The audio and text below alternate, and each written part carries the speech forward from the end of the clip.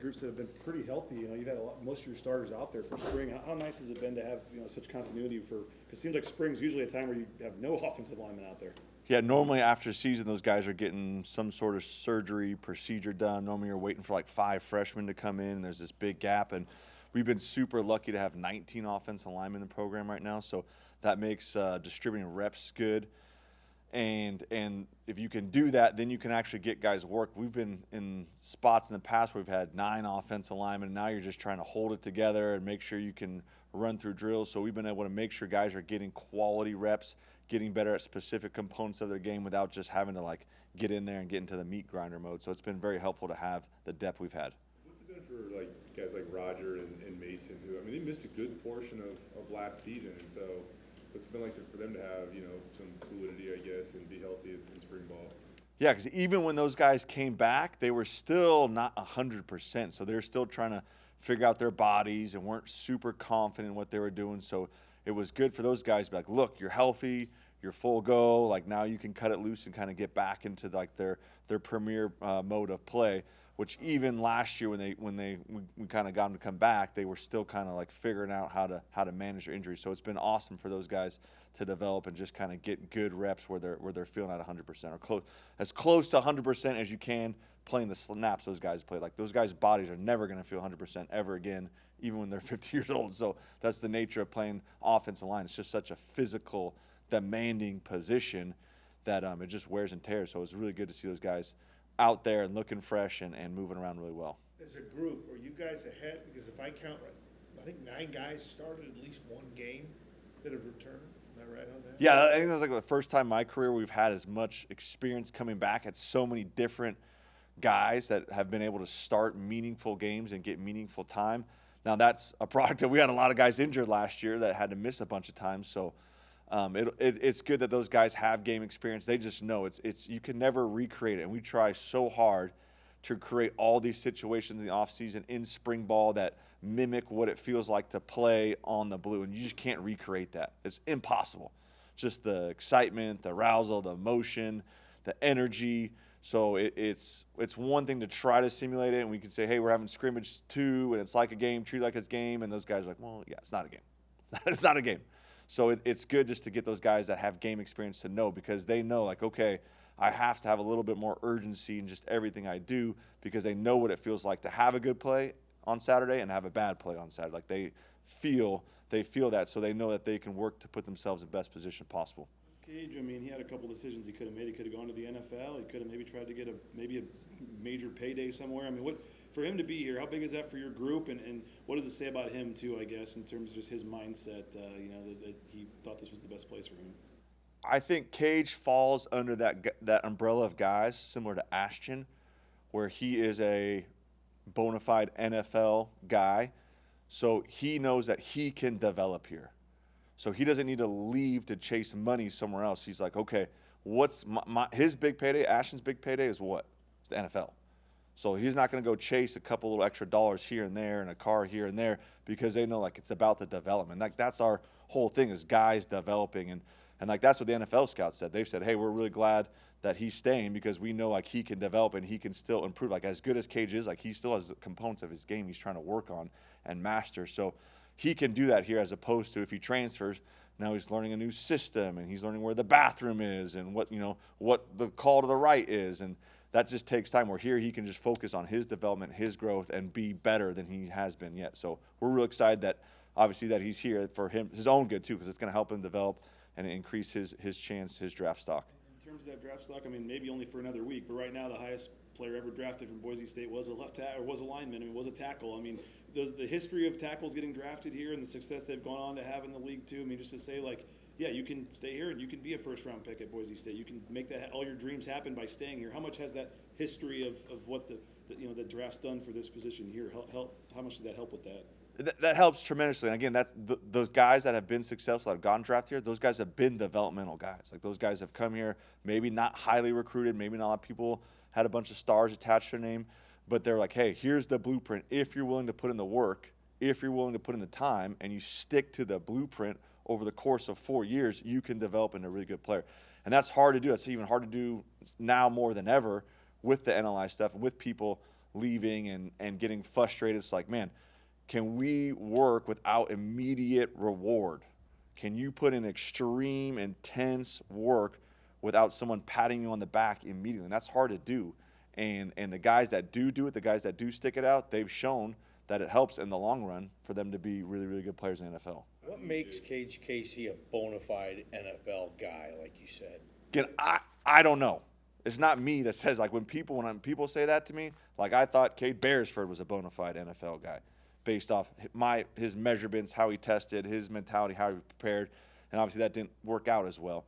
But, like, NFL scouts, those are the people that are telling us, like, this is what we think of him. So it's not necessarily like the people's opinion in the building. It's people outside the building that see him, that see his ability, that see his measurements, that see his athleticism, that see his film, that see him practice, that are giving us the feedback.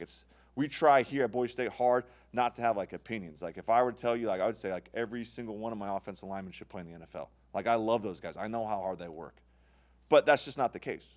So I try not to get, like, my own emotions, my own opinion. It's like, what are people that are in the NFL, what are they saying? And that's kind of what we use to kind of give guys feedback. I mean, in the NIL world and stuff like that, what does it mean? Rogers driving a car, Cage got a car. Like, what does it mean for those guys to feel that support? Because oftentimes in the past, it's probably been more of like the skill guys that have kind of had those luxuries or whatever. So what is it like for your group to see that support? I think, again, the big thing here, like, whenever we're trying to find guys that fit our place, it's guys have to be interested in value. And Coach Danielson talking about this. Like, Boise State has a ton of value for these guys, a ton of value, on and off the field, And the cool thing about living in an awesome town like Boise is they love football, and they want to help. And their Boise Nation is going to come out, and they're going to support us, whether it's game days on Saturdays and being super loud and the conference championship, or whether that's local businesses finding ways to get guys a little something here and there. We're never going to outbid anyone. It's never going to be, guys that are chasing currency. So the guys that we have that are getting, little things, little cars here and there, it's because of Bronco Nation. Like, those guys want to support the team. That doesn't mean you need to write $1 million check to just a random kid.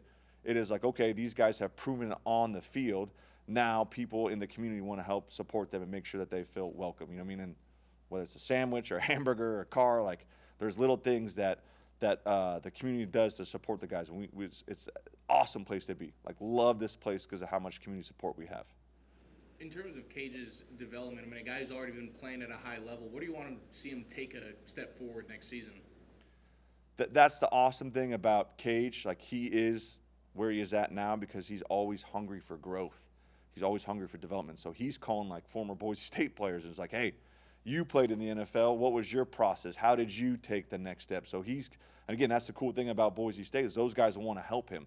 Like, they want to give back. They want to spend a lot of time FaceTiming and on phone calls and on Zooms to try to watch film with him, to try to help develop him and take his game to the next level. So he's always hungry. Like, whether that's him spending an extra, like, hour on social media finding, like, a stretching routine that he can do every night, whether it's him, like, doing Pilates this off season, like, whatever it is. So if you guys are in a Pilates class and you see a 6'5", 310-pound guy, it's probably Cage Casey out there doing that. There's not too many of those guys in the world.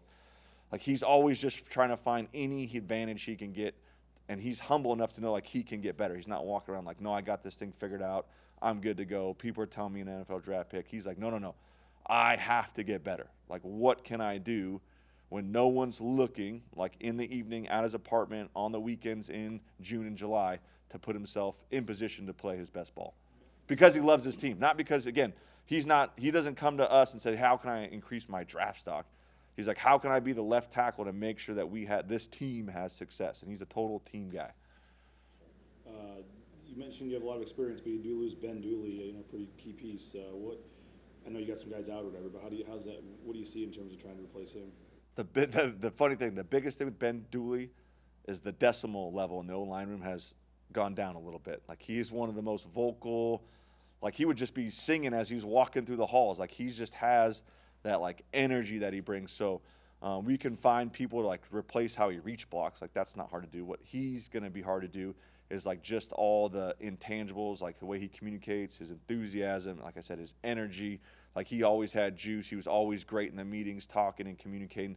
So that's where guys still are trying to fill the void. Like we haven't done that yet in this spring. Like we're still trying to fill the void that Ben left, not necessarily on the football field, but all the other things.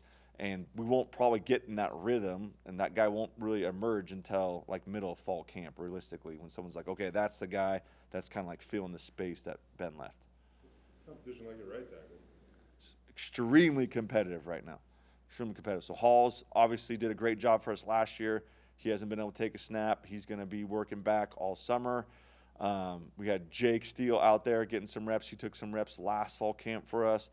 We had Miles out there getting reps. We had Dalen Matoyer out there getting reps. So it is an extremely competitive battle. It's going to go, I can see, all the way up to the first game, maybe even into the season.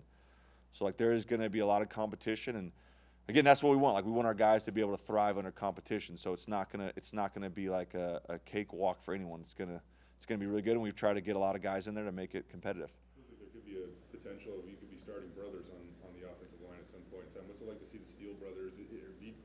Is there like a unique continuity or anything like amongst them when they are out there together? Yeah, those guys, I love those guys because those guys are like almost like cartoon characters when they get out there. Because again, they love Boise State so much, like they have an immense like deep love for Boise State. But they're also brothers, like love each other too. So it's fun just to see those guys interact. Even in the meeting, they're like holding each other accountable and like, come on, brother, like you gotta get this, like So it's awesome just to have those guys out there because they love each other, they love Boise State, and they bring a ton of good energy that we need. So they're definitely going to be on the field at the same time for multiple snaps coming up this year. Like I definitely could see that. You mentioned Miles, obviously coming from Ohio State, a lot of people saw that as kind of, a headline addition or whatever. What have we kind of seen from him coming in here? And you mentioned obviously he's battling for the right tackle spot.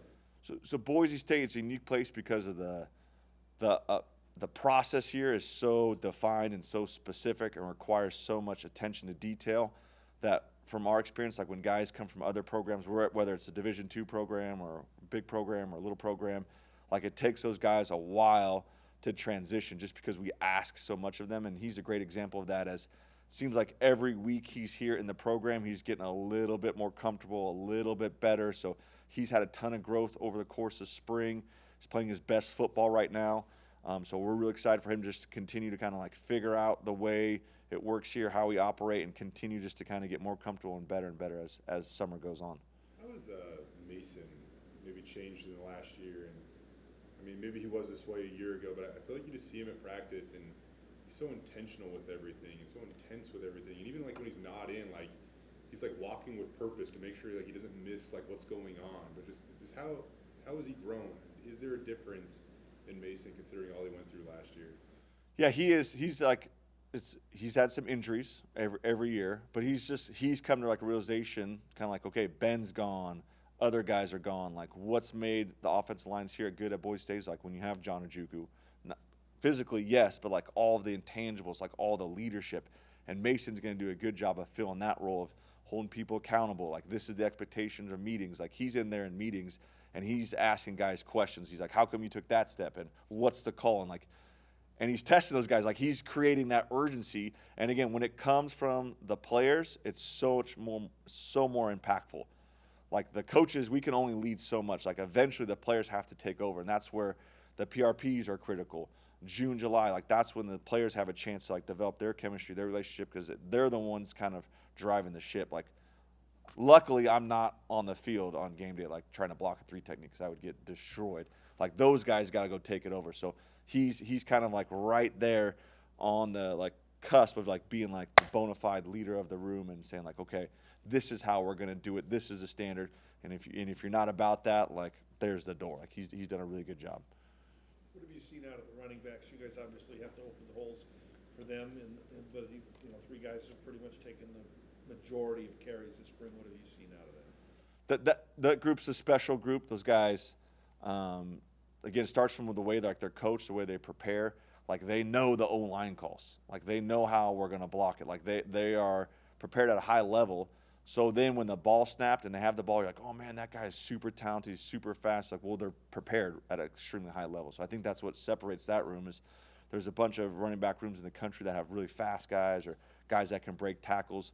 Like obviously our guys can do that, but also the way that they're coached, the way that they conceptually see the game, they are like on that next level. So super excited for them. Obviously, it's gonna be different not having Ashton there. There's not gonna just be one kind of like guy. It's gonna be spread out. We get to kind of figure out who does what best and kind of put those guys in those positions. Have you ever seen a player in your football life like Ashton? How do you put that into perspective, Coach? Yeah, he's a special guy. And again, the thing that makes Ashton special, when people ask about Ashton, I don't even think about like the phenomenal touchdown runs.